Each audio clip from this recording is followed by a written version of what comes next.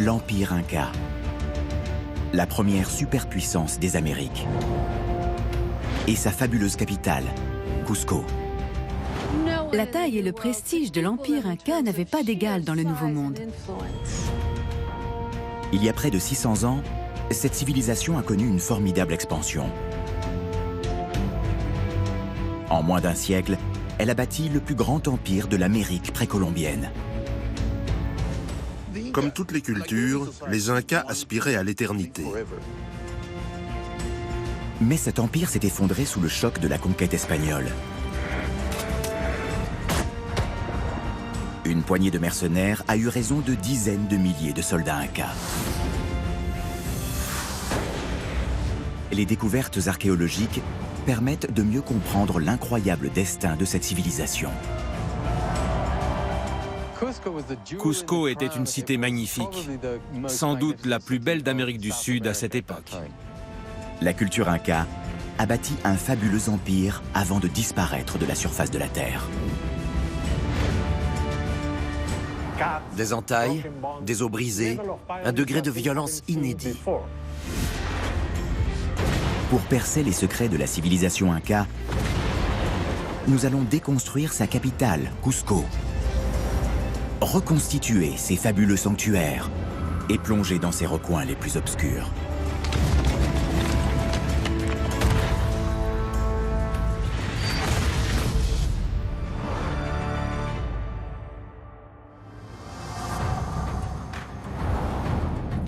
L'expansion inca commence au début du XVe siècle. Le territoire d'origine de cette tribu se trouve dans les Andes, dans le sud du Pérou actuel.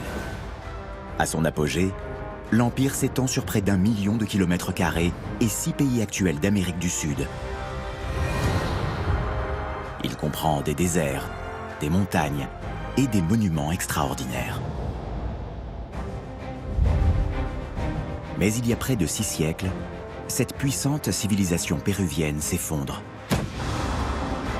victime d'une troupe de soldats européens. C'était un navire plein de soldats espagnols qui n'avaient rien à perdre. L'ascension et la chute de la civilisation inca restent auréolées de mystère.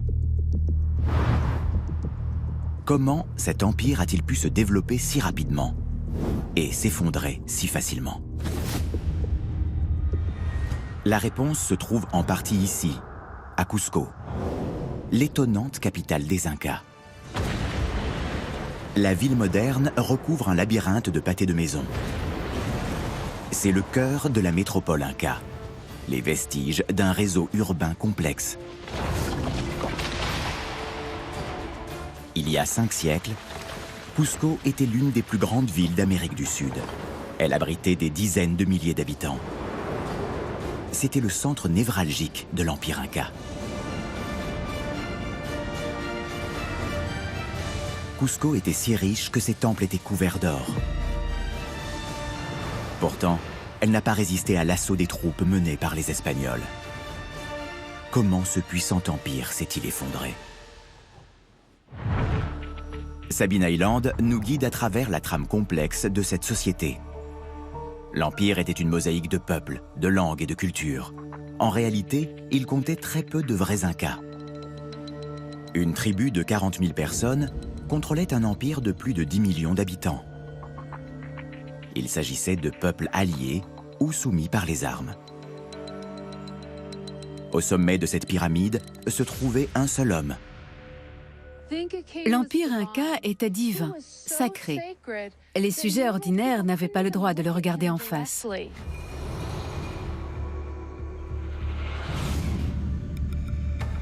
Selon la légende, les premiers Incas seraient nés du soleil. Ce clan serait un jour sorti d'une grotte au cœur de la montagne. Le soleil leur avait commandé de s'établir là où leur bâton d'or s'enfoncerait dans la terre. C'est ainsi qu'ils auraient fondé Cusco. Peu à peu, la cité sacrée s'est développée. Elle est devenue le centre du pouvoir inca. Le roi était nommé Cusco, le nombril de la terre, parce qu'il pensait que la ville était le centre de l'univers. Cette tribu a bâti un vaste empire en moins d'un siècle. Comment a-t-elle fait? Cet ancien couvent espagnol nous apporte un élément de réponse. Il a été bâti sur les ruines du Coricancha, le temple du soleil. Le sanctuaire était fait de pierres taillées parfaitement ajustées. Les pièces étaient orientées sur les solstices d'été et d'hiver.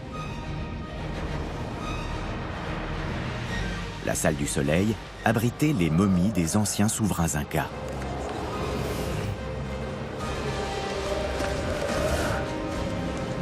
Les corps étaient enveloppés dans des toiles de la meilleure qualité. À leurs pieds, on avait déposé du vin et des objets d'argent et d'or. Les anciens souverains étaient divinisés. Ce culte cimentait l'Empire Inca.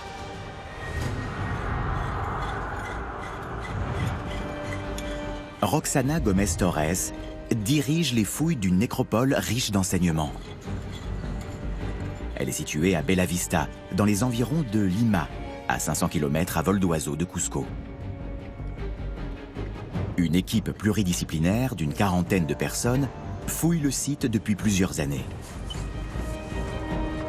Cette structure de 10 mètres de haut n'a pas été bâtie par les Incas.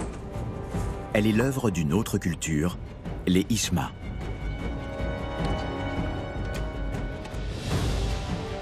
Le site a livré des vestiges qui précisent la nature de la conquête Inca. On a ainsi retrouvé des momies quasiment identiques à celles de Cusco. Nous avons trouvé 2 corps ici et 3 autres dans la partie supérieure. Roxana accompagne ces pièces fragiles au laboratoire pour les analyser. Celles-ci mesurent près de 2 mètres de long. Elles semblent parfaitement préservées. Sa taille laisse à penser qu'elle contient la dépouille d'un membre de l'élite. Ce devait être un haut personnage qui a vécu à la période Inca. Cette momie serait celle d'un noble Ishma.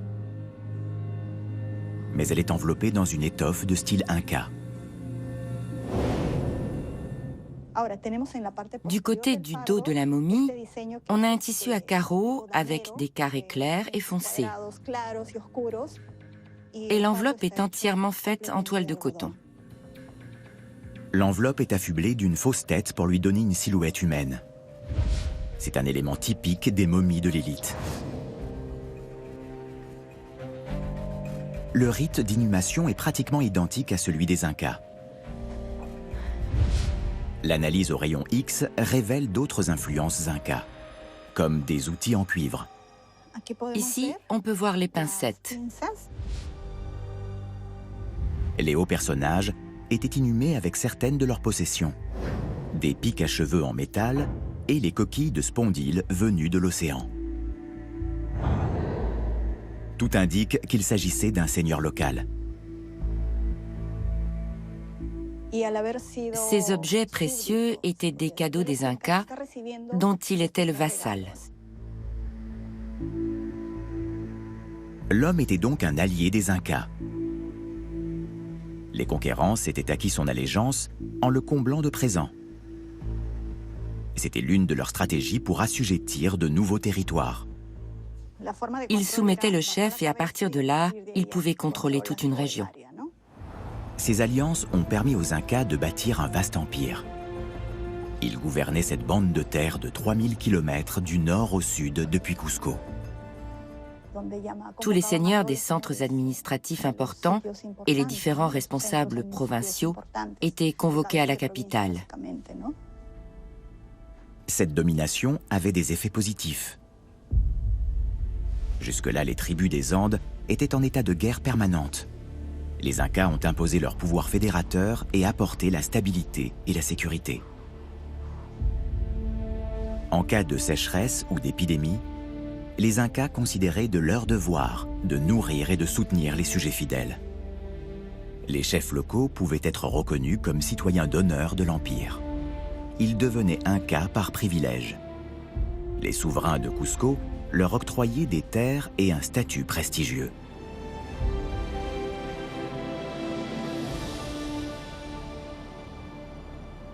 Mais cette domination n'était pas du goût de tout le monde. Les rebelles étaient écrasés par une puissance militaire impitoyable. Cette petite ethnie a réussi à dominer une vaste région accidentée. C'est la preuve d'une ambition hors norme. Les Incas étaient des bâtisseurs d'empire. Ils ne se sont pas laissés intimider par les obstacles. Comment cette modeste tribu est-elle devenue une superpuissance militaire?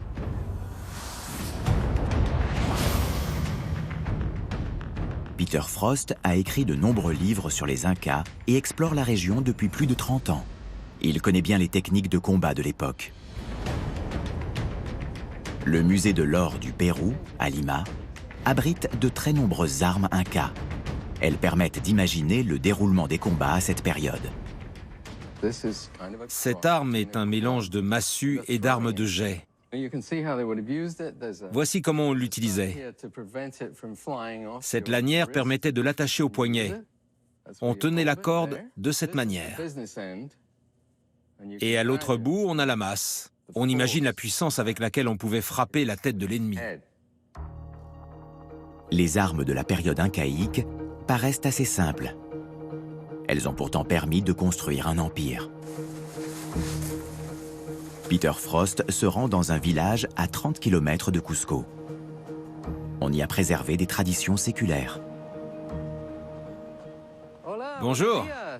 Bonjour, venez. Erasmo Mamani utilise toujours une fronde Inca pour chasser le petit gibier.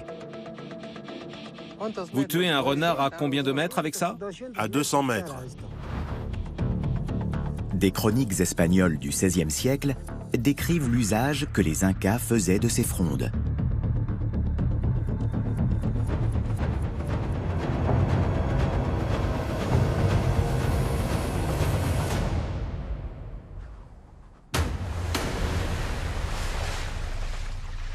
Vous avez vu cette puissance?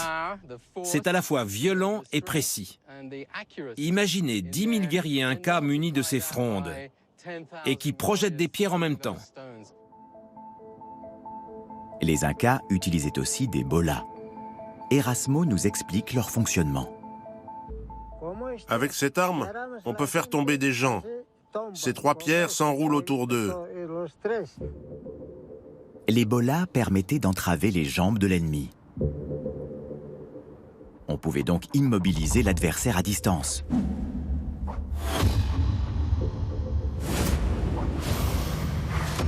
Mais le combat rapproché était encore plus violent. Vous imaginez votre tête à la place de la pastèque?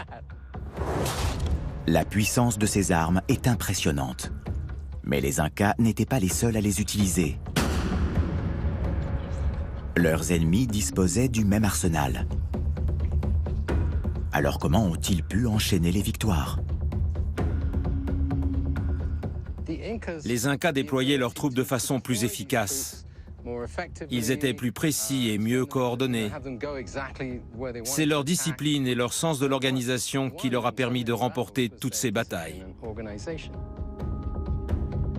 La chaîne de commandement devait être parfaitement huilée. On engageait le combat à distance et on le terminait par un corps à corps. La supériorité des Incas venait de leur grande préparation et de leur nombre. Cusco jouait un rôle clé dans ces victoires. Les Incas y avaient bâti une académie militaire pour former des bataillons d'élite. On y entraînait des soldats loyaux, entièrement dévoués à l'empereur. Ces hommes étaient prêts et même impatients de se battre pour l'Empire. Ça leur donnait beaucoup de prestige d'être un guerrier victorieux. Les Incas disposaient d'une armée bien entraînée et surtout très nombreuse.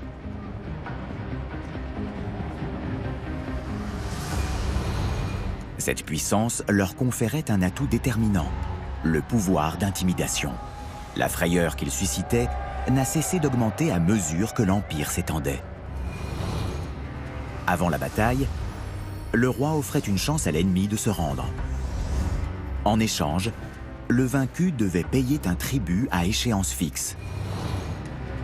Si l'adversaire refusait, les soldats incas projetaient d'abord une pluie de pierres.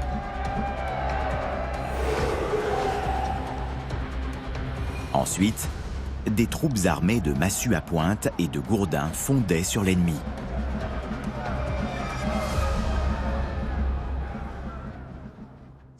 Au fil des décennies, leur armée s'est développée et l'Empire s'est étendu.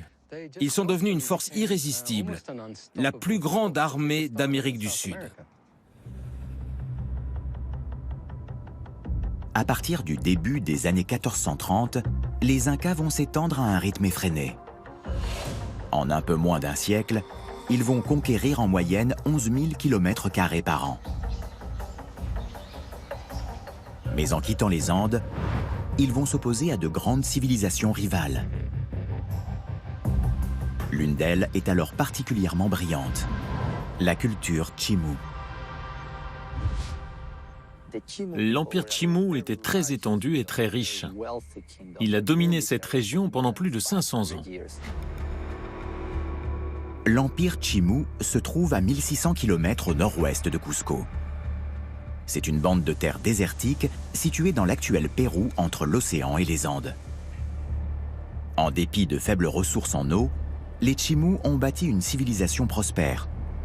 Leur capitale est une vaste cité fortifiée, Chanchan. Chef-d'œuvre d'urbanisme, elle abritait environ 30 000 habitants. L'artisanat Chimú, et notamment sa céramique monochrome, atteignait un haut degré de perfection. Chanchan s'étendait sur 20 km². Elle était plus vaste que Cusco. Comment les Incas ont-ils réussi à soumettre ces puissants rivaux? Dans les Andes, les Incas n'avaient jamais rencontré d'armée aussi puissante. Quand ils sont arrivés, les Chimú n'ont pas baissé les bras. Ils se sont battus. Gabriel Prieto a dirigé les fouilles d'un site majeur à proximité de Chanchan. Des vestiges retrouvés à 5 km de la ville racontent la conquête inca. Près de cette église, on a retrouvé 19 squelettes inhumés avec le plus grand soin. Ils étaient entourés de précieuses offrandes funéraires, dont des céramiques noires, caractéristiques du style Chimú. Ce sont presque tous des vétérans de guerre. Leurs squelettes portent la trace de coups violents. Certains os présentent des excroissances qui signalent des fractures réparées. Il s'agissait de coups reçus lors de combats féroces. Cette tombe peut-elle nous apprendre comment les Incas ont soumis les Chimú? Gabriel Prieto examine les ossements.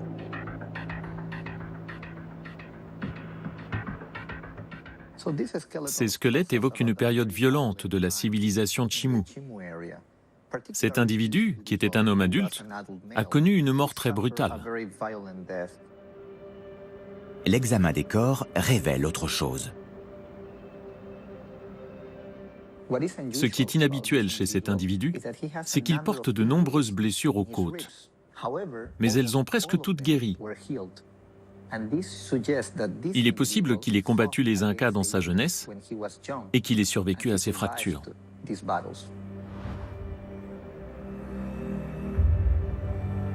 Ces squelettes confirment que les Chimú ont longtemps résisté aux Incas. Leur armée était assez puissante pour les tenir en respect.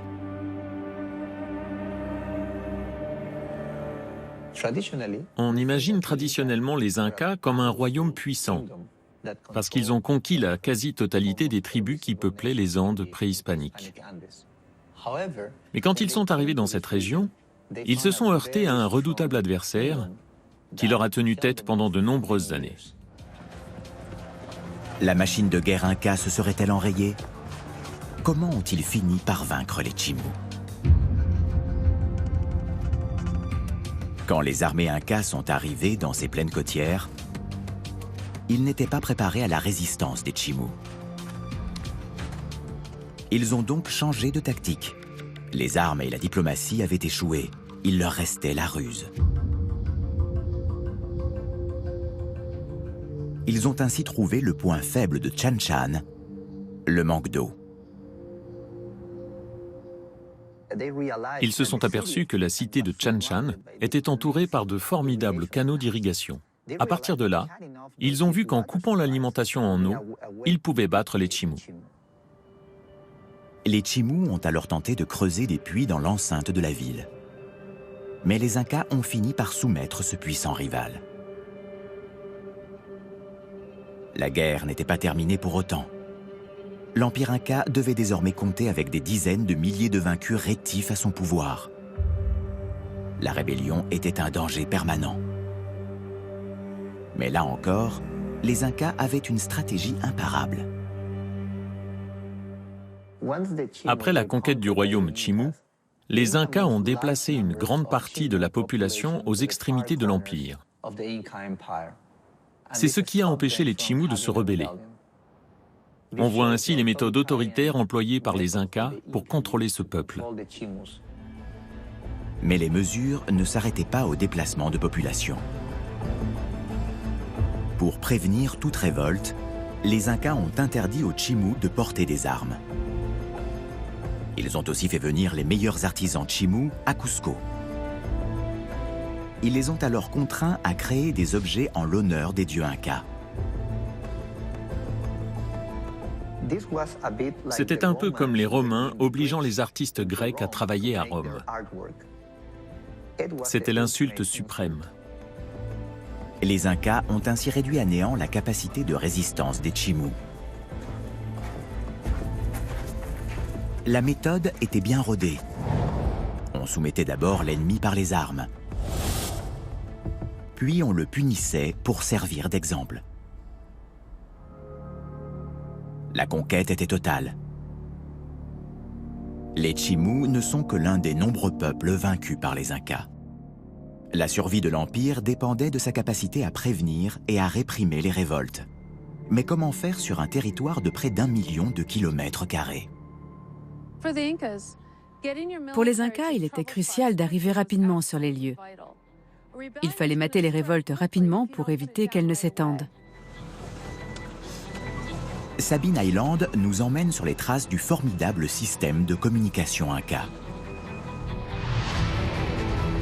Pour contrôler cet immense empire, il fallait pouvoir circuler rapidement à travers des régions à la géographie très variée. Un véritable exploit.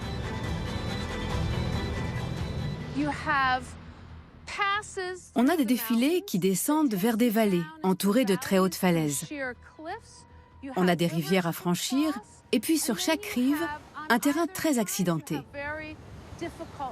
On a la forêt vierge d'un côté et l'un des déserts les plus secs au monde de l'autre.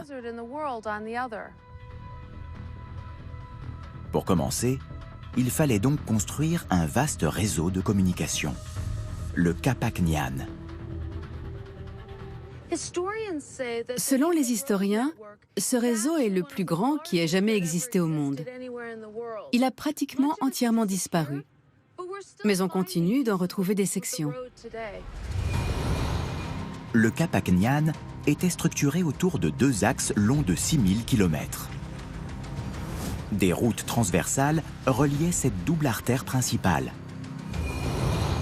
Le réseau était parfaitement adapté à ce terrain accidenté. Des escaliers en pierre permettaient de franchir les pentes abruptes des Andes. Des ponts suspendus enjambaient les rivières et les défilés.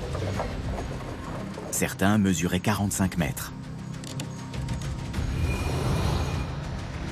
Dans le désert, les routes étaient protégées du sable par des petits murets.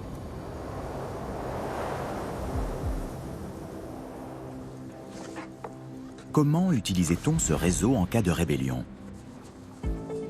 Munie d'une carte Inca, Sabine se rend sur un tronçon préservé du Capac Ñan.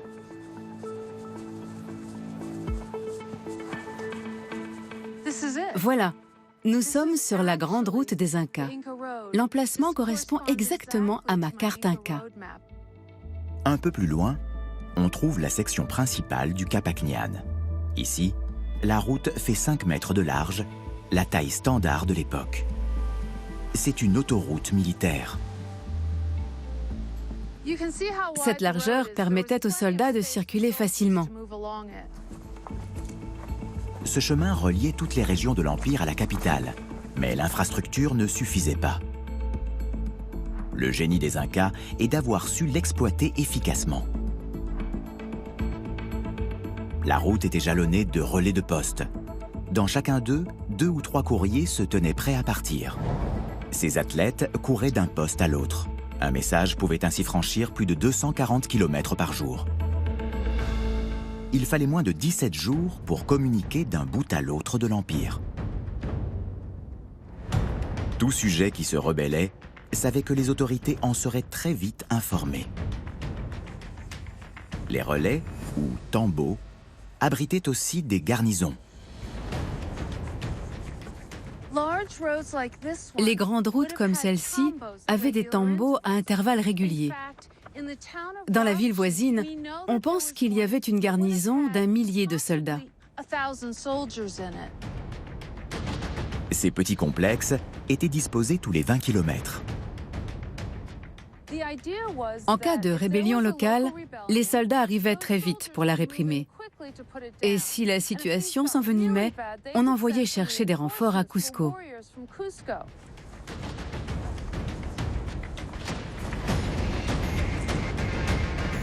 Ce système de routes et de garnisons maillait l'ensemble du territoire.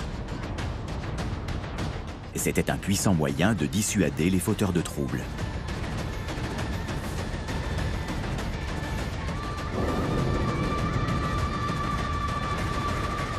Mais la puissance militaire suffisait-elle à conserver le pouvoir?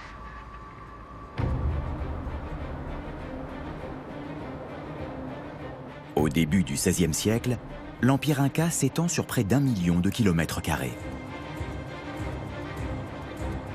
Il couvre la totalité des Andes centrales, depuis les jungles de l'Est aux plaines côtières de l'Ouest. Cette expansion fulgurante cache une étonnante réalité. Les Incas sont infiniment moins nombreux que leurs sujets. Ils ont dû trouver le moyen de montrer leur supériorité. Contrôler la population, c'est toujours un défi. Et plus le territoire est étendu, plus c'est difficile. 40 000 Incas régnaient sur un empire de plus de 10 millions de personnes. Comment sont-ils parvenus à maintenir leur domination? L'architecture de Cusco témoigne d'un autre atout majeur de cette civilisation. Les Incas étaient d'excellents bâtisseurs. La capitale abrite les vestiges d'un palais, le Cusicancha. Il est composé de grands édifices qui bordent une vaste cour carrée. Ce même schéma est reproduit à travers toute la ville. Les unités d'habitation sont reliées par des rues. Elles partagent un système d'évacuation des eaux, comme dans nos villes modernes. Cette architecture a contribué à asseoir la domination des Incas sur leurs vassaux. Sabine Island nous montre comment ils ont imposé leur urbanisme à travers l'Empire. L'aménagement de la ville reflétait à la fois l'identité et la hiérarchie de la culture inca. Les Romains avaient mis en place un système similaire.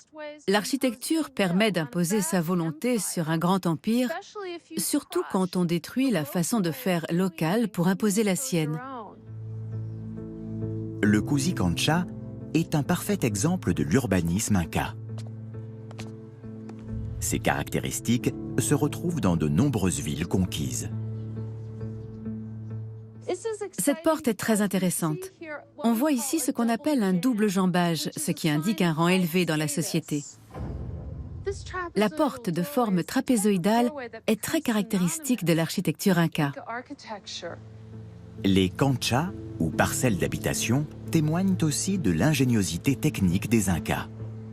Nous avons ici un petit fragment du système d'évacuation des eaux de Cusicancha. Il faut imaginer qu'on retrouvait ce système dans toute la ville qui abritait 150 000 personnes. Je ne sais pas comment ils ont fait sans la technologie moderne. Ça paraît incroyable. Mais c'est la preuve de la capacité des Incas à maîtriser leur environnement. La maçonnerie est tout aussi exceptionnelle. Les murs dénotent une grande maîtrise de l'appareillage à joint vif. Les blocs sont ajustés avec une précision extraordinaire, sans aucun liant. La cohésion est si parfaite qu'une lame ne passerait pas entre les pierres. D'autres civilisations avaient un talent pour élaborer la pierre. Ils lui ont donné des formes, ont sculpté des statues. Pour les Incas, ce qui comptait, c'était le matériau en lui-même.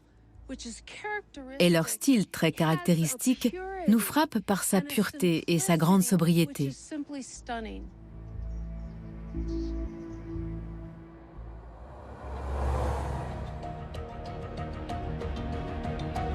Les Incas ont imposé cette architecture monumentale à travers l'Empire. Ollantaytambo se trouve à une 60aine de kilomètres au nord de Cusco. Il s'agit de l'une des premières villes conquises par les Incas sous le règne de Pachacútec. Il a tout rasé pour reconstruire Ollantaytambo à son idée, selon sa vision des choses. Il voulait utiliser la conception de l'urbanisme inca pour transformer l'identité de la population locale. Certains quartiers de la ville sont des répliques de la capitale. Les Incas se considéraient comme un peuple civilisateur. Ils se voyaient comme supérieurs à la plupart des autres tribus. Ils étaient convaincus qu'il était de leur devoir de répandre la civilisation sur toute la surface de la Terre. Les bâtisseurs incas ont transformé Ollantaytambo en une Cusco miniature. Elle possède son temple du soleil et des rues bien aménagées. On retrouve même les portes à double jambage. C'était leur façon de marquer leur territoire et d'afficher leur puissance. Leurs édifices, leurs constructions servaient à démontrer au peuple conquis qu'ils devaient devenir des Incas.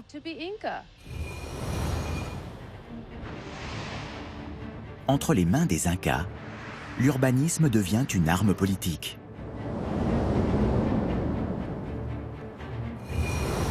À Cusco, les dignitaires habitent les quartiers en hauteur. Le petit peuple vit en contrebas.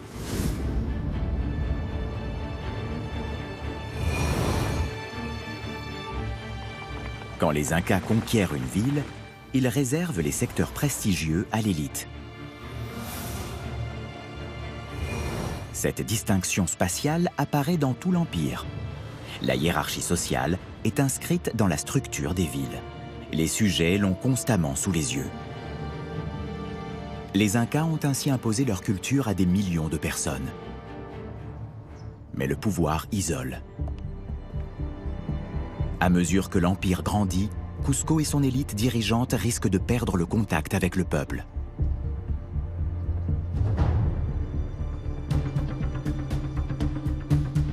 Pour l'éviter, la capitale dorée doit conserver une dimension symbolique.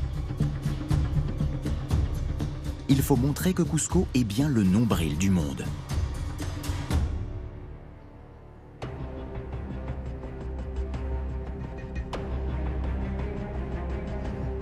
Peter Frost nous emmène à la découverte d'un site extraordinaire, Sacsayhuaman. Les fouilles font apparaître l'immensité du lieu. Il couvre 3000 hectares.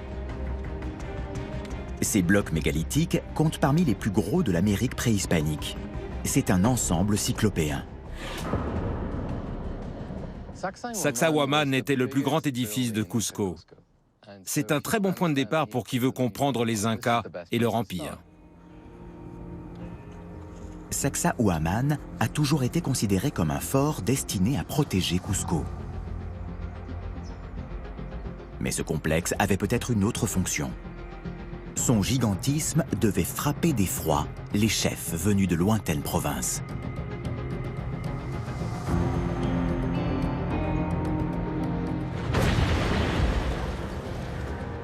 Sacsayhuaman était alors un site spectaculaire. Un triple rempart de 600 mètres de long s'étageait sur les flancs de la colline. Sur la terrasse supérieure, un réservoir alimenté par les sources voisines permettait de stocker l'eau douce. On y trouvait aussi de grands entrepôts. Peut-être l'arsenal de Cusco.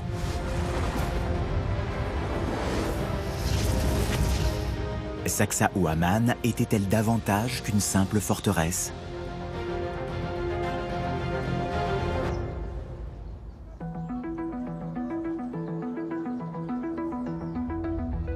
Peter Frost inspecte le secteur central du site. Cette place est l'élément le plus vaste du complexe. C'était immense et sans doute extrêmement impressionnant pour les visiteurs originaires des régions périphériques. Ils n'avaient jamais rien vu de tel. Les Incas ont nivelé le sommet d'une colline. Ils ont déplacé des dizaines de milliers de tonnes de terre pour créer cet espace, grand comme 3 terrains de football. Francisco Solis Diaz est le directeur des fouilles.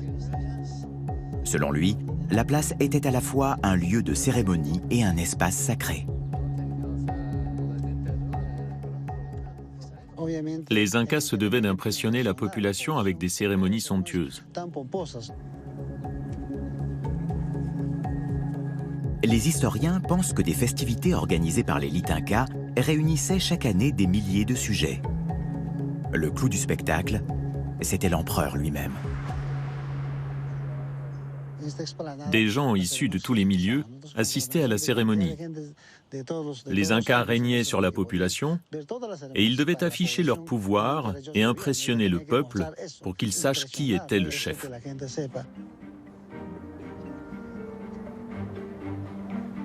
Les Incas ont déployé des efforts inouïs pour faire de Sacsayhuaman un site hors du commun. Il a fallu 30 000 hommes et plusieurs décennies pour le bâtir. Ils ont ajusté les blocs avec tellement de précision qu'on ne peut même pas faire passer une aiguille entre eux. C'est un travail très méticuleux. Ils ont utilisé des pierres préformées qu'ils ont polies sur place et assemblées, comme ceci, à joints vifs. Les fouilles semblent confirmer que le bassin circulaire était un réservoir. On a assez d'éléments matériels pour le prouver. Ce réservoir servait à distribuer l'eau aux spectateurs réunis lors de ces événements. On a retrouvé des canaux qui alimentaient la place en eau. Les cérémonies qui se déroulaient dans ce cadre prestigieux devaient laisser les sujets sans voix. L'objectif était peut-être d'unir des chefs provinciaux de langues et de cultures différentes et de garantir leur loyauté à l'Empire. Ils avaient bien conscience de l'impact psychologique des cérémonies, de l'importance de dégager une aura d'invincibilité pour que leurs vassaux les suivent et leur obéissent. Ce site le démontre plus clairement qu'aucun autre.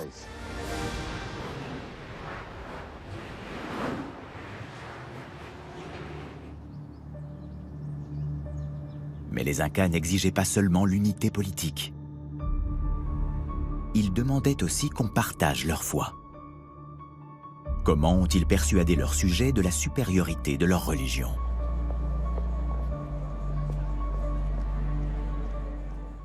Dans les Andes, il n'existe pas de système de croyance unifié, ni de mythe, ni même de récit des origines partagées par tous. L'expression de la religion est très différente d'une région à l'autre.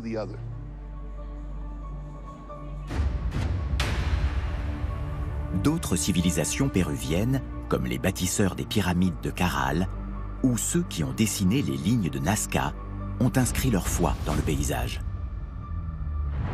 Pour Luis Jaime Castillo, les Incas ont fait de même.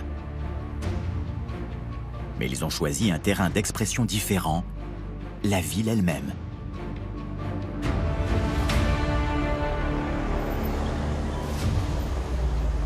Selon des chroniques espagnoles du XVIe siècle, Cusco avait la forme d'un puma. Pour les Incas, c'était un animal sacré. Ils admiraient cet élégant félin pour sa force et sa ruse. Le puma est l'un des éléments les plus importants de la cosmologie inca. Selon la légende, le roi Pachacutec aurait fait dévier 2 cours d'eau et déplacer des milliers de tonnes de pierres pour que Cusco ressemble à un puma. Luis tente de retrouver la forme originelle de la ville. Il commence par les 2 rivières qui esquissent le contour du puma.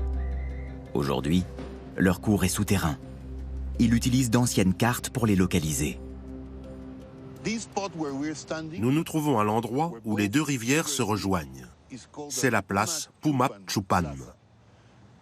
En quechua, la langue des Incas, cela signifie la queue du puma. Luis note l'emplacement de la queue du puma sur un appareil GPS portatif. Il suit ensuite le cours de la rivière souterraine jusqu'à la rue Pumacurco. En quechua, le terme signifie la colonne vertébrale du puma. Si cette rue représente la colonne vertébrale, la tête doit être devant nous, au sommet de la montagne. On va aller voir. Luis note le dernier point GPS. Il a maintenant tracé le contour de la ville Inca telle qu'elle a été décrite il y a 5 siècles. Il transmet les données GPS à son ordinateur. Sur l'écran, grâce au point GPS que j'ai noté, on voit apparaître la forme d'un puma. Le complexe de Sacsayhuaman représente la tête du puma. Le corps englobe la cité intérieure et la queue s'allonge vers le sud. Les Incas voulaient rattacher leurs origines à cet animal puissant. Et c'est un message qu'ils répandaient sans doute à travers tout l'Empire. Les Incas auraient ainsi modelé plusieurs villes d'après des animaux sacrés. Et c'était une façon d'imposer leur culte.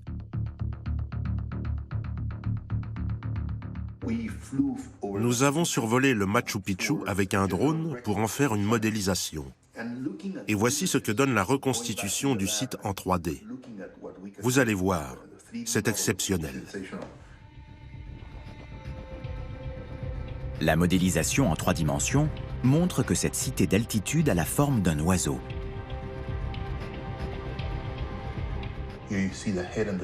On voit ici la tête avec le bec et un bras tendu. C'est donc un oiseau anthropomorphique. On a ensuite le torse, les pattes qui sont étirées en arrière, la queue et les ailes.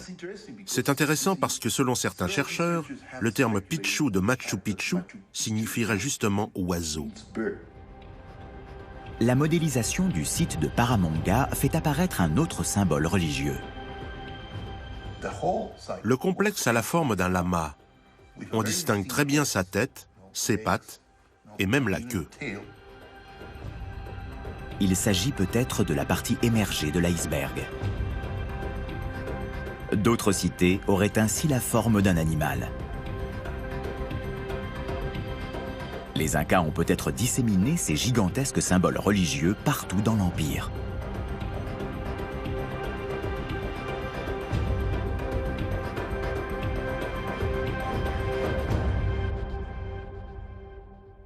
Les Incas ont façonné le terrain, les édifices et leurs villes avec beaucoup de soin pour leur donner la forme d'animaux. Le message est clair. Ils avaient l'ambition de subsister aussi longtemps que les monuments qu'ils avaient bâtis. Tout le monde veut bâtir un empire qui dure des millénaires. Au fil des décennies, les Incas conquièrent de vastes territoires. Pour cimenter leur empire, ils organisent de grandes cérémonies. Et ils imposent leur symbolique religieuse partout. Au début du XVIe siècle, Cusco concentre un immense pouvoir. Ses travaux et ses fêtes demandent d'immenses ressources. D'où les Incas tirent-ils leur fabuleuse richesse? Alejandro Chu dirige les fouilles d'Incahuasi, un site Inca situé à 400 km de Cusco. La clé de la puissance inca, c'est le contrôle exercé sur la nourriture. Cette culture ne connaît pas la monnaie. Être riche, c'est alors posséder de grandes quantités de céréales et d'autres plantes nourricières. Quand on contrôle la production agricole à grande échelle, comme le faisaient les Incas, on dispose d'un immense pouvoir. Là encore, les Incas témoignent d'un degré d'organisation supérieur. À Incahuasi, on a découvert des bâtiments d'une surface totale de 20 000 mètres carrés. Il s'agit manifestement d'entrepôts. On pouvait y conserver des milliers de tonnes de produits agricoles. Pour une société qui ne connaissait pas l'argent, comme les Incas, la nourriture était certainement la base de la structure économique. Ces entrepôts sont un peu comme les banques d'aujourd'hui. La taille de ce complexe est surprenante. Ces entrepôts sont les plus grands jamais retrouvés sur la côte péruvienne. Ils contenaient bien plus de nourriture qu'un contremaître inca aurait pu en produire seul. D'où venait cette production et quel était son usage? L'équipe d'Alejandro Chu analyse les échantillons prélevés sur le site. On a notamment retrouvé du maïs.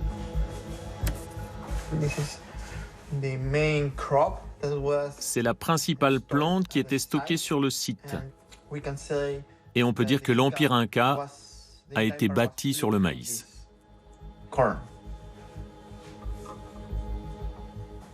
J'adore ce vestige, c'est un piment.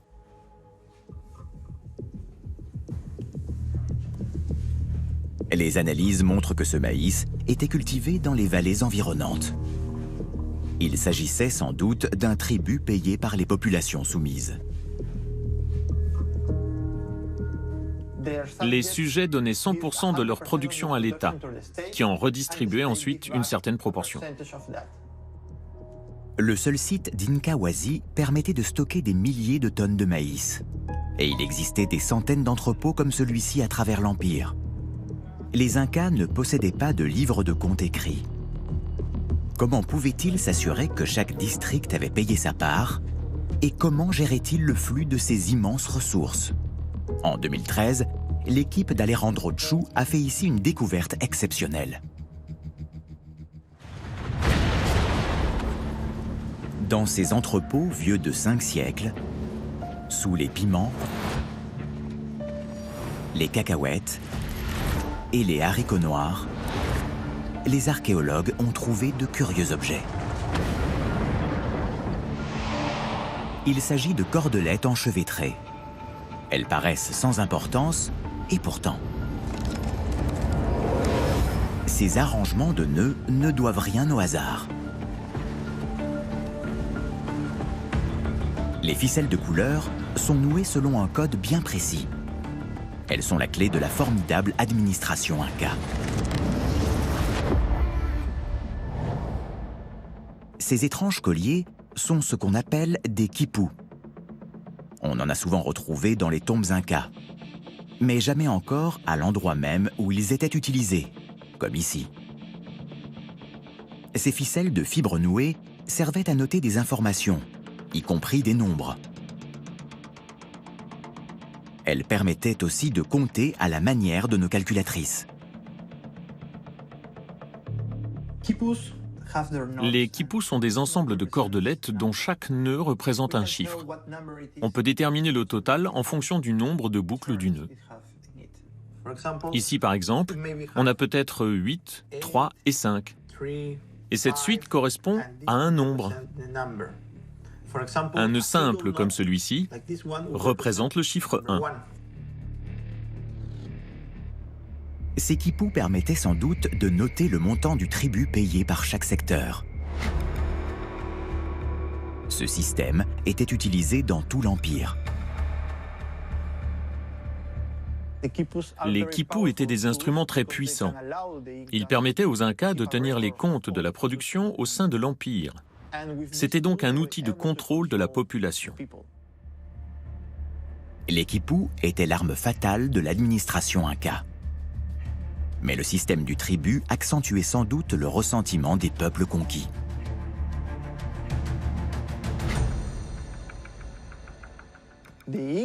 Les gens devaient détester les administrateurs incas, car s'ils ne payaient pas, ils étaient punis, parfois même condamnés à mort.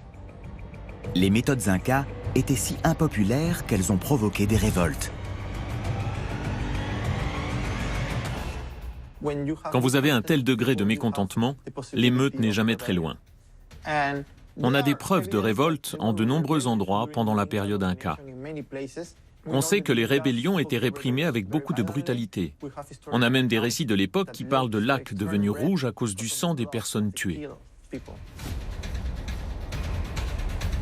Les Incas semblent avoir semé eux-mêmes les graines de leur destruction. Ils donnent à leur sujet trop de raisons de les haïr.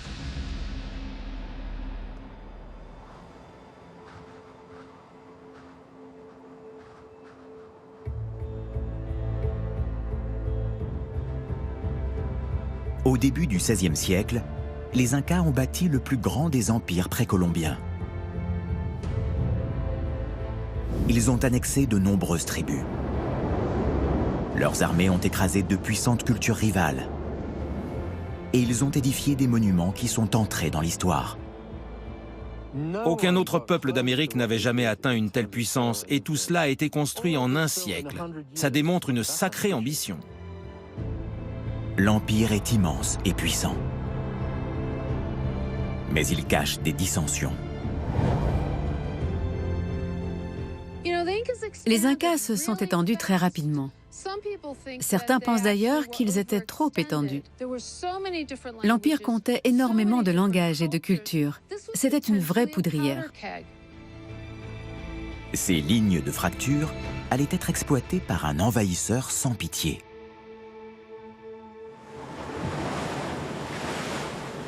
En 1532, environ 180 mercenaires espagnols débarquent dans le nord du Pérou. Ils vont mener l'une des conquêtes les plus spectaculaires et les plus violentes de l'histoire.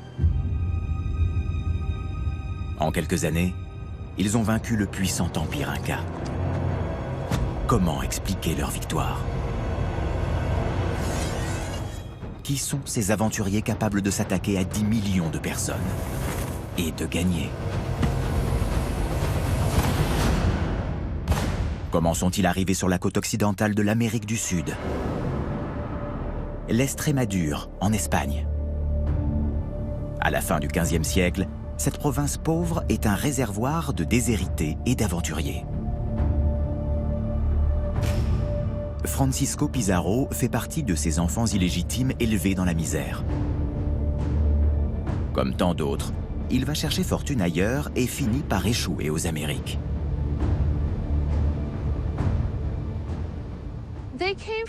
Ils venaient d'une région pauvre où si vous n'aviez pas d'argent, vous n'étiez rien. Ils ont voulu devenir quelqu'un. Ils avaient soif d'or et de richesse et ils étaient prêts à les voler.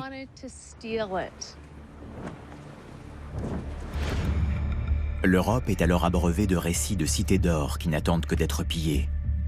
Hernán Cortés vient de renverser la brillante civilisation aztèque. Alors, en 1530, Pizarro met sur pied une expédition. Sa destination, le Pérou. Le roi d'Espagne lui avait donné l'autorisation de s'emparer de territoires au nom de la couronne. L'Amérique du Sud fait 25 fois la taille de l'Espagne. On peut imaginer l'attrait d'une telle expédition. C'était la promesse de terre nouvelle et de richesses à prendre. Les Espagnols débarquent au Pérou en 1531. Et très vite, c'est le choc entre les deux grandes civilisations. Les Espagnols ont su tirer parti des faiblesses politiques des peuples indigènes. Ils ont débarqué des mois avant leur rencontre avec l'empereur inca Atahualpa. Et quand ils l'ont rencontré, ils avaient une idée très claire des divisions politiques au sein de l'empire et de l'avantage qu'ils pouvaient en tirer.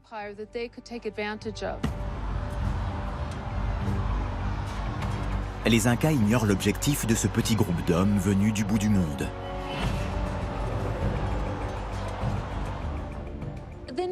Les populations locales ne comprenaient pas qui étaient ces hommes.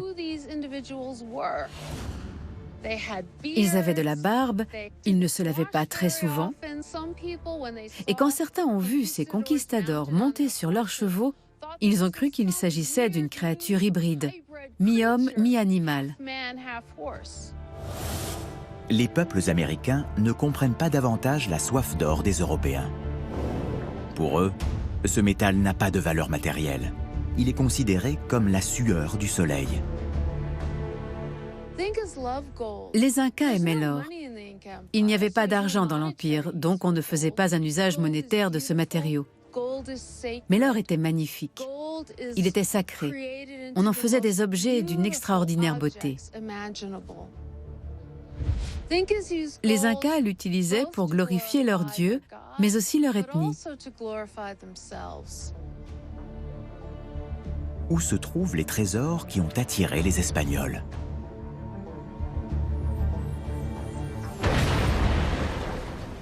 Il y a 5 siècles, le temple du soleil de Cusco abritait une richesse inimaginable. Ses portes ouvraient sur un jardin semé de plants de maïs en or.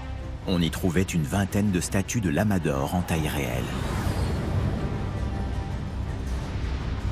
Dans le sanctuaire, les édifices brillaient de mille feux. Leurs toits de chaume étaient sertis de fils d'or et leurs murs tapissés de plaques du précieux métal. Les édifices sacrés contenaient assez d'or pour faire la fortune de tous les conquistadors. Comment les Espagnols ont-ils réussi à s'en emparer? 180 hommes contre 10 millions. Le pari semble impossible. On a souvent considéré que les Espagnols avaient vaincu les Incas grâce à la supériorité de leur arsenal. Guillermo Koch a examiné des squelettes découverts dans une fosse commune. Ils se trouvaient sur le site de Purucucho, à près de 600 km au nord-ouest de Cusco. Les squelettes datent de l'époque de la conquête. Beaucoup d'entre eux portent de terribles blessures. Dès le début des fouilles, on a remarqué un grand nombre de blessures. Des fractures, des os brisés. Ces blessures témoignaient d'un degré de violence qu'on n'avait encore jamais vu. Les conquistadors sont peu nombreux, mais ils sont armés jusqu'aux dents. Un squelette en particulier présente plusieurs blessures remarquables. C'est une compilation de tous les effets des armes européennes.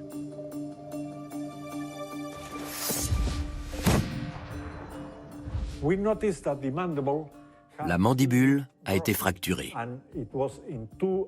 On l'a retrouvée en 2 parties. Cette blessure a été causée par une épée qui a transpercé le visage au niveau du nez et de la zone de la bouche.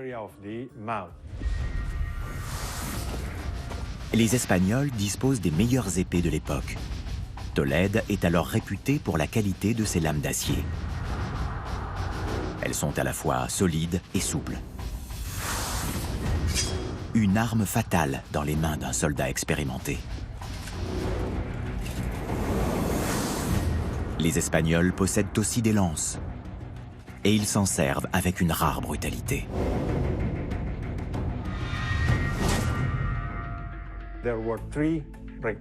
La nuque porte 3 trous rectangulaires.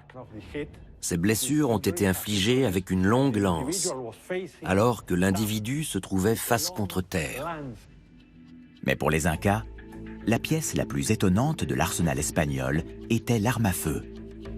L'un des crânes de Purucucho présente un trou d'un peu plus d'1 centimètre de diamètre.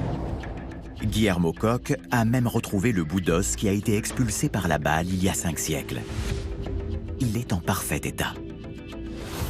C'est l'une des premières blessures par balle identifiées sur ce continent. Les armes à feu des Espagnols étaient des arquebuses. Une mèche lente enflammait la poudre d'un petit bassinet, lequel, par une réaction en chaîne, propulsait une balle de plomb vers l'extérieur. La portée effective de l'arme est limitée et elle est lente à charger. Mais le fracas de la détonation et la fumée devaient semer la panique chez les Incas.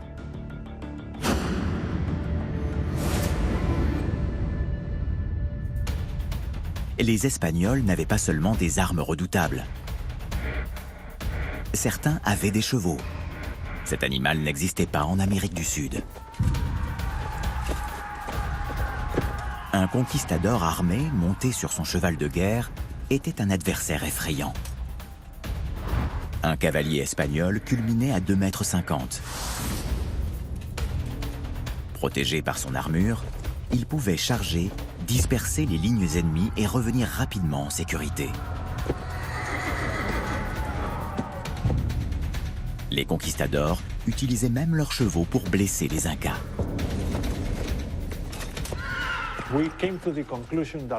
On est arrivé à la conclusion que cet individu avait été frappé par les pattes antérieures du cheval. Leur poids a comprimé les côtes et brisé certains os.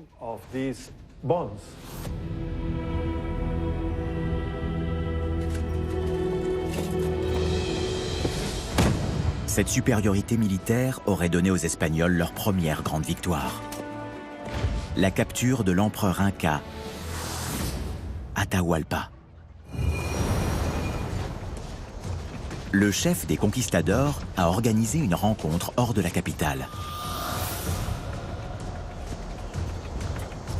Mais en arrivant sur place, le souverain ne trouve qu'un prêtre et un interprète. Les soldats de Pizarro sont placés en embuscade.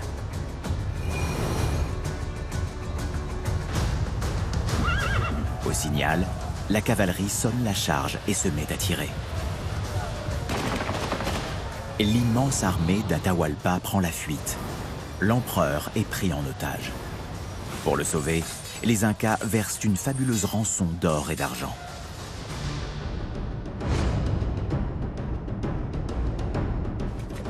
Les troupes Incas étaient 35 fois plus nombreuses que les conquistadors. La capture d'Atahualpa a changé la donne. Mais la supériorité de l'arsenal espagnol n'explique pas leurs victoires successives. Les squelettes de Guillermo Cock portent des blessures d'origine différente. Ici, on a un impact en plein visage, entre le nez et les yeux. Ce coup mortel n'a pas été porté par l'épée d'un conquistador. L'agresseur a frappé avec une massue de pierre. C'est un coup puissant avec une arme lourde et très compacte. Les seuls soldats qui pouvaient manier une arme de ce type étaient sud-américains. Les Espagnols avaient manifestement des alliés, des troupes locales qui se sont retournées contre leurs maîtres incas. L'archéologie montre que c'était une guerre de peuples américains entre eux, entre les tribus qui soutenaient les Espagnols et celles qui soutenaient les Incas.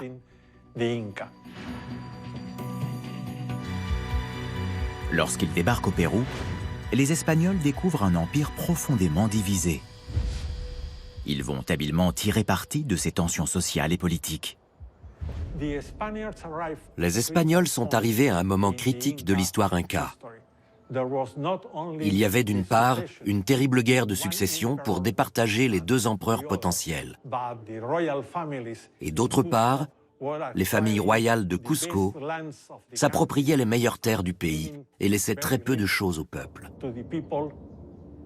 Les Incas ne s'attendaient peut-être pas à un soulèvement.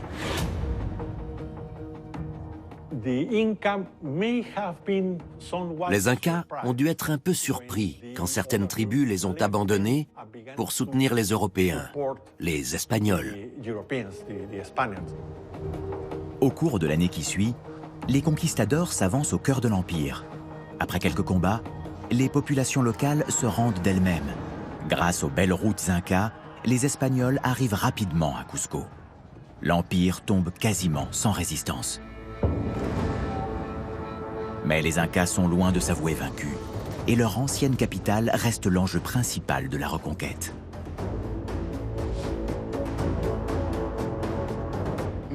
Beaucoup de conquistadors et de chroniqueurs ont mis par écrit les impressions que leur avait inspiré l'Empire Inca.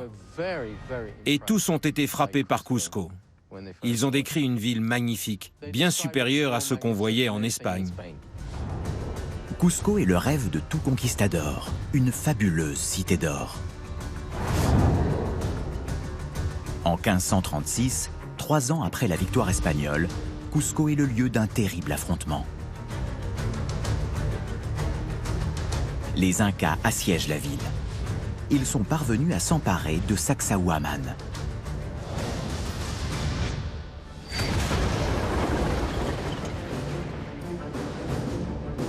À ce moment-là, la citadelle est encore intacte. C'est un ouvrage défensif spectaculaire. Ces 3 remparts atteignent 18 mètres de haut. Ils s'étirent sur plus de 600 mètres et défendent une colline fortifiée hérissée de tours. C'est l'un des plus grands complexes construits par les Incas. Mais s'agit-il vraiment d'une forteresse imprenable? Les Espagnols ont-ils eu le temps d'identifier son point faible?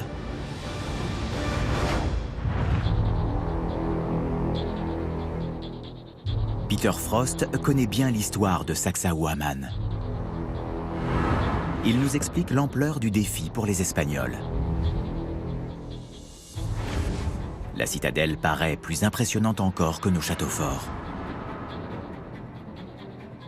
Comparé à Sacsayhuamán, les châteaux médiévaux étaient assez petits. À son apogée, la citadelle devait être extraordinaire. Mais sa conception est très différente de celle des châteaux forts. En Europe, les remparts sont faits de blocs soudés entre eux par du mortier, un mélange d'eau, de sable et de chaux. Les murs de Sacsayhuamán sont mégalithiques. Ce devait être une vision stupéfiante. Le plus gros de ces énormes blocs pèse 361 tonnes.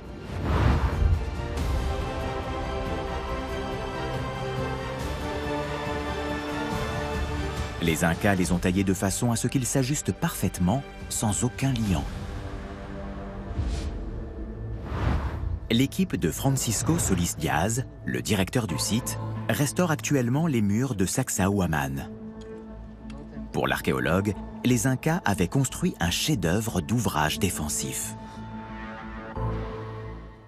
Ces murs ont été bâtis avec des blocs de pierre énormes. S'ils avaient été plus petits, les remparts auraient été plus fragiles et plus faciles à détruire. La restauration du fort révèle un autre avantage de sa conception. Il est bâti à un emplacement stratégique. D'ici, on a un champ de vision à 360 degrés. On voit parfaitement les gens qui montent par les sentiers. On peut donc facilement contrôler l'accès à Cusco.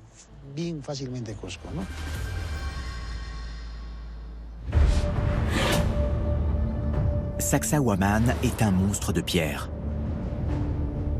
La taille des remparts n'est pas le seul défi qui se présente à l'envahisseur. Ils sont aussi bâtis en dents de scie. Et les angles rentrants forment des pièges mortels. Si vous tentez de franchir ce mur ici, vous allez être attaqué de ce côté, mais aussi de ce côté, sur vos flancs. C'est une structure défensive très efficace. Je suis sûr qu'un architecte militaire serait d'accord avec moi. Les Espagnols n'ont pas l'ombre d'une chance. Cette fois encore, ils sont en infériorité numérique. Les Espagnols étaient encerclés par plus de 200 000 soldats incas. Certains se trouvaient dans les collines, d'autres dans la ville.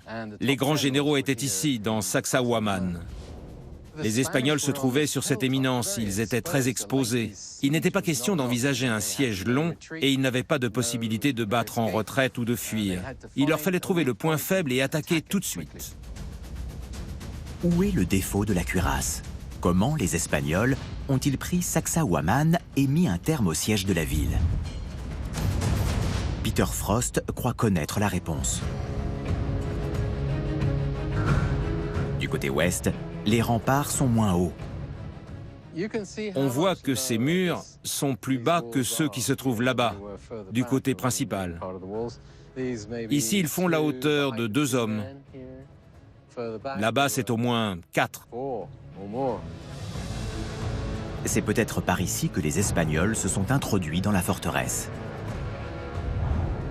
Ils n'ont jamais été plus hauts que cela. On voit qu'ils n'ont pas été abattus, c'est simplement qu'ils n'étaient pas terminés. C'est le talon d'Achille de l'enceinte extérieure. Et à mon avis, les Espagnols ont choisi d'attaquer par ici. Les monuments incas demandaient des décennies de construction. Le fort n'était sans doute pas terminé lorsque les Espagnols sont arrivés. Quand les conquistadors s'approchent des remparts, les Incas les bombardent avec une pluie de pierres.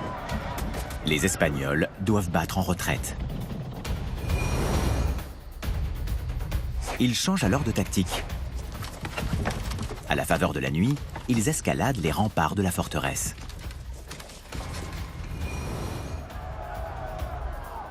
Les Incas réfugiés dans une tour tentent de résister. Mais il est trop tard. Les Espagnols sont déjà dans la citadelle. Malgré leur infériorité numérique, ils s'emparent des tours et de Sacsayhuamán. Les conquistadors ont gagné.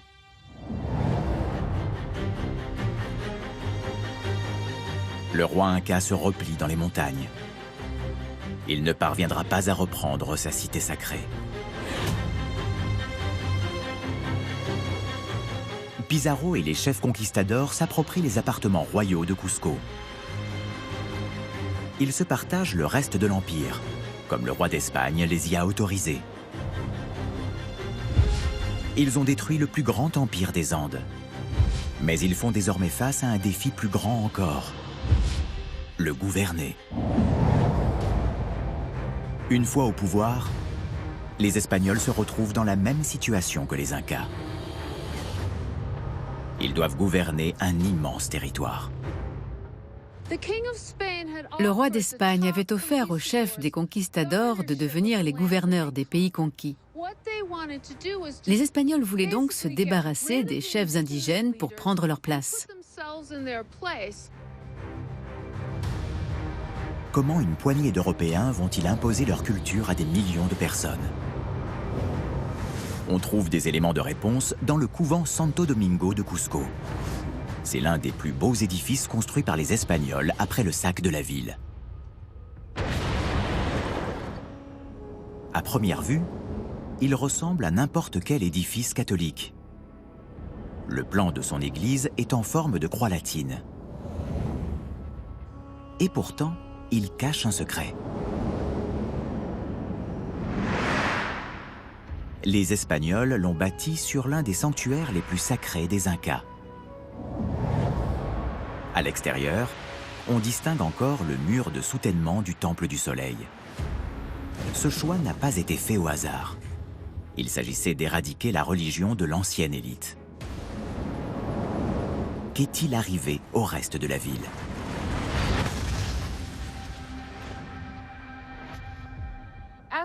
Après avoir pris Cusco, les Espagnols se sont aperçus, comme les Incas avant eux, qu'on ne pouvait pas tout régler par les armes.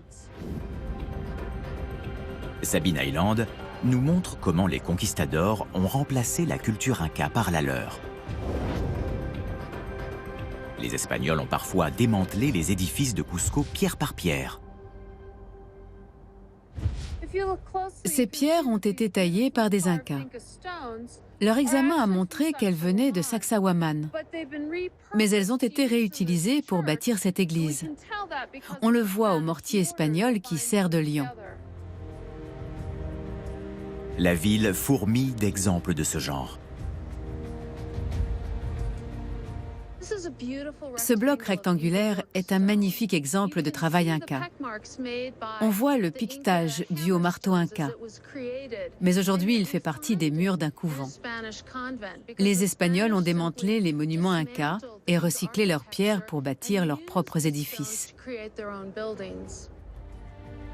Pour eux, Cusco n'était qu'une immense source de matériaux. Les envahisseurs ont voulu édifier leurs monuments aussi vite que possible. C'était un coup terrible porté au cœur de la religion locale. Les Incas le savaient déjà, l'architecture est un formidable instrument de conquête, à la fois puissant et durable. Les Incas avaient imposé leur civilisation à travers les Andes. Les Espagnols ont usé de la même tactique contre eux. Les Espagnols se sont dit que pour garder le contrôle des Andes, il fallait qu'ils transposent au Pérou leur conception de l'urbanisme, la structure de leur ville avec leurs différents quartiers. Il fallait qu'ils imposent leur culture, car s'ils ne le faisaient pas, ils n'auraient jamais le pouvoir absolu. La domination espagnole est brutale.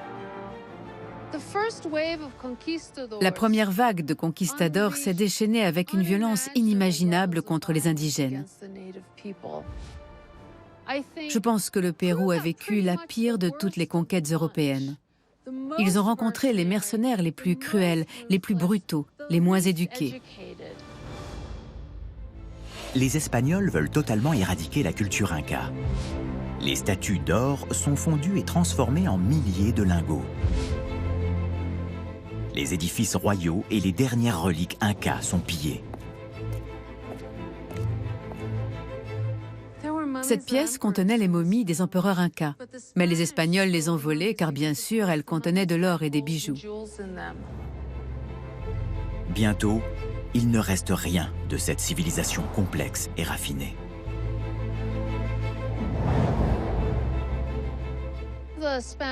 Les conquistadors ont tenté d'annihiler tout ce que les Incas avaient créé. Et ils y sont parvenus. Cusco a été détruite en plusieurs étapes. Sa démolition a commencé dès l'arrivée des Espagnols.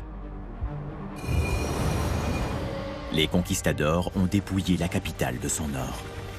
Ils ont arraché les parois d'or des temples et les ont fondues. Par la suite, ils ont pratiquement rasé Sacsayhuaman. Ces pierres ont été utilisées pour bâtir d'autres édifices. Puis, en 1650, un séisme a détruit ce qui restait de la ville inca.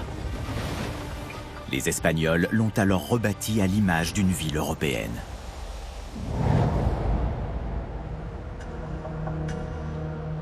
L'archéologie offre une image sans fard de la conquête du Pérou.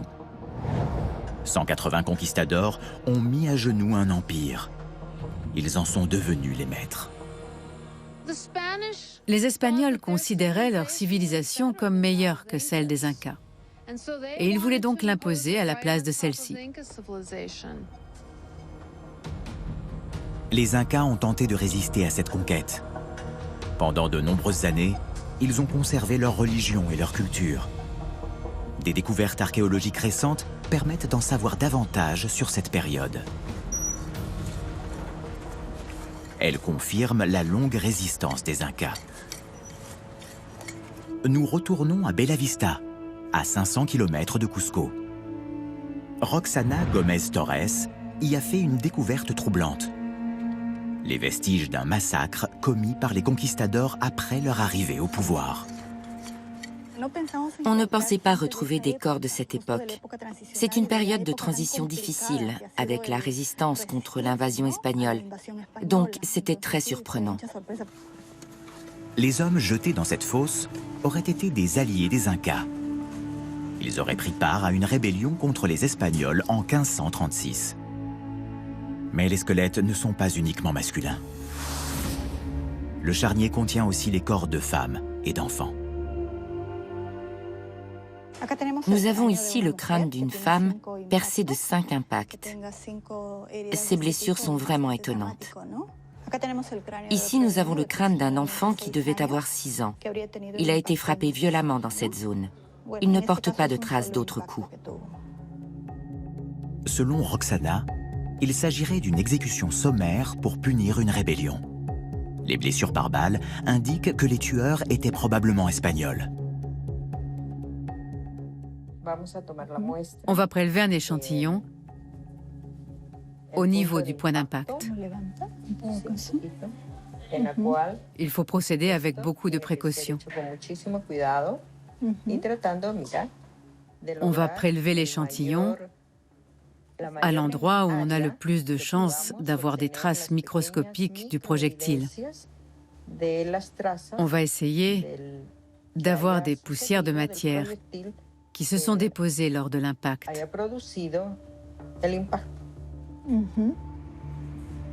Le microscope électronique détecte d'infimes traces de métal.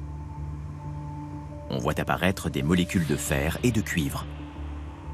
Ce sont les métaux qu'on trouve dans les balles du XVIe siècle. L'analyse microscopique confirme les observations faites sur les ossements. Les traces de métal sont la confirmation de ce que nous avons vu lors de l'examen des squelettes. Les blessures ont sans doute été causées par des armes à feu de l'époque. Les conquistadors n'ont pas hésité à massacrer des populations pour maintenir leur autorité. C'était une période difficile, avec de nombreuses représailles. Ils ont même tué des femmes et des enfants. C'était un message destiné aux autres rebelles. Voilà ce qui vous attend si vous les soutenez. Ces découvertes dressent un sombre tableau de la conquête espagnole. Les conquistadors auraient-ils sous-estimé la résistance inca? Après la chute de Cusco, les rois incas se réfugient dans les montagnes. Ils vont y rester une quarantaine d'années. D'ici, les rois vont organiser une guérilla contre les Espagnols. Mais les conquistadors vont finir par trouver leur refuge dans la jungle. Ils vont alors cerner et tuer le dernier roi inca.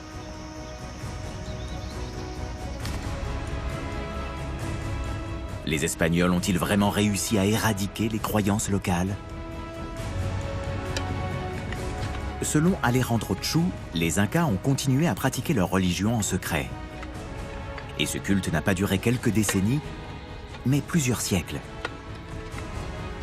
On en trouve la preuve à Incahuasi, le centre administratif inca à 400 km de Cusco. Le site a livré des centaines de fragments d'eau. Ils sont antérieurs à l'invasion espagnole. Ce sont des os de momies incas. Ce qui est remarquable, c'est qu'ils ont été brûlés. Qui a pu brûler des momies incas et pourquoi? Alejandro Chu a pu dater leur destruction. Les momies ont été brûlées au XVIIe siècle, soit bien après la fin de la conquête. Les chrétiens ont-ils tenté d'empêcher les Incas de pratiquer leur culte?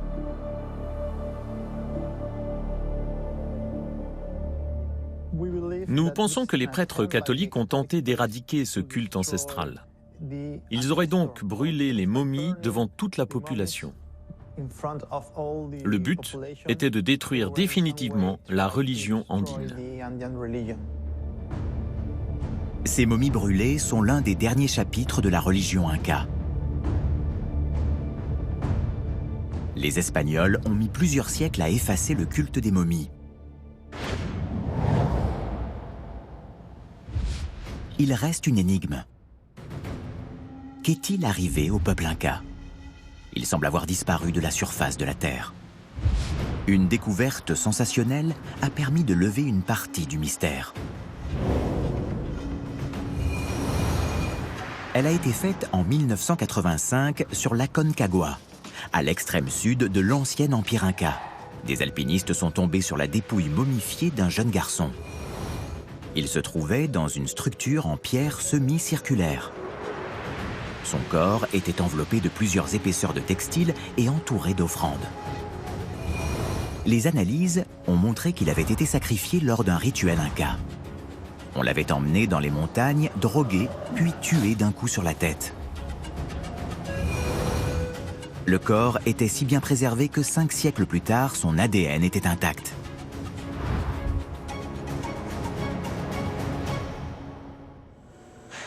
Le garçon d'Aconcagua était un jeune Inca né très loin de là, près de Cusco. Les analyses d'Antonio Salas permettent d'éclairer le destin des Incas après la conquête. Il étudie un échantillon d'ADN prélevé sur la momie. Nous analysons l'ADN de la momie et nous allons comparer son profil génétique avec celui des populations actuelles d'Amérique du Sud. La logique voudrait qu'on retrouve ce profil génétique parmi la population actuelle.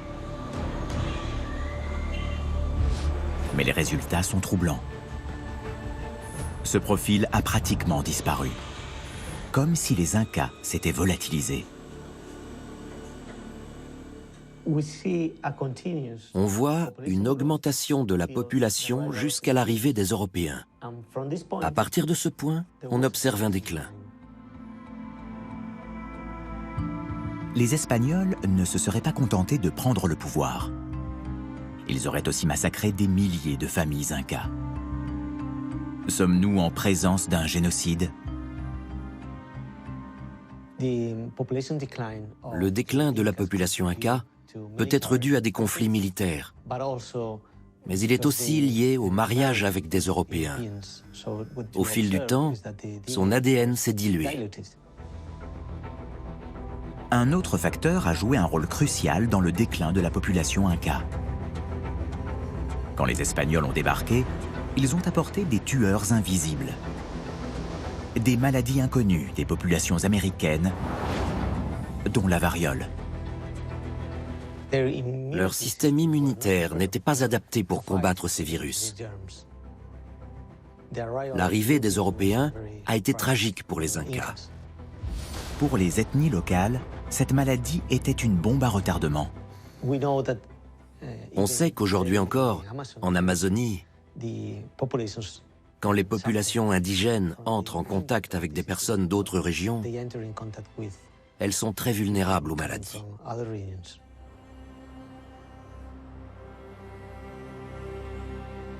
Les épidémies ont frappé la totalité de l'Empire Inca. Elles ont tué des millions de personnes. La guerre, les métissages et les virus ont effacé la dernière grande civilisation préhispanique des Andes. Les Espagnols ont complètement démembré l'Empire Inca. Ils ont mené une entreprise de pillage systématique qui a pratiquement anéanti tout ce que les Incas avaient accompli. Les grands monuments Incas ont quasiment tous disparu. Mais les grandes cités de Cusco et du Machu Picchu émerveillent toujours les visiteurs.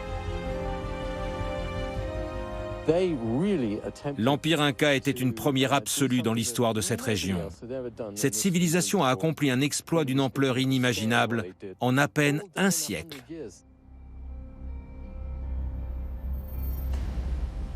La langue et les traditions andines portent encore la trace de la culture Inca. Je crois que les populations locales ont encore une grande affinité avec les Incas et avec l'histoire des Andes partout dans la cordillère. Et je pense que les gens sont très fiers de ce fabuleux patrimoine. Les archéologues enquêtent sur les vestiges de la civilisation Inca. Peu à peu, ils percent les mystères de cette incroyable culture. Fins diplomates, redoutables guerriers et grands bâtisseurs, les Incas possédaient tous les atouts pour construire un empire organisé et puissant. Ils n'ont pas eu le temps de le consolider. Leur création est tombée aux mains des conquistadors. Ils ont été victimes d'armes nouvelles et de leurs propres dissensions. Pendant la conquête, tout s'est passé de façon très rapide. Les Incas avaient toujours un temps de retard. Les Espagnols n'ont fait que reproduire ce que les Incas avaient déjà accompli. Conquérir un territoire et imposer leur civilisation sur les ruines d'anciennes traditions.